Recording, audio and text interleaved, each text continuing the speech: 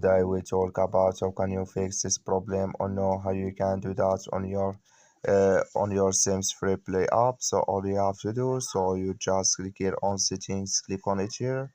When you just click on settings, it's going to show for you a list like this here.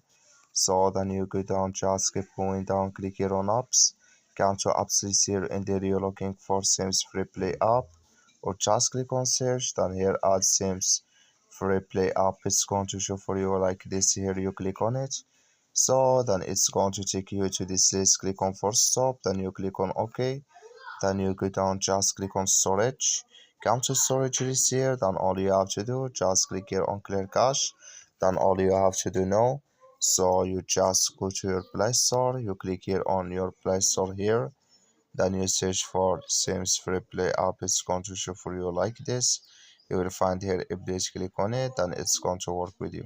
That's all you have to do. Thank you for watching. Don't forget to support us by liking, subscribe.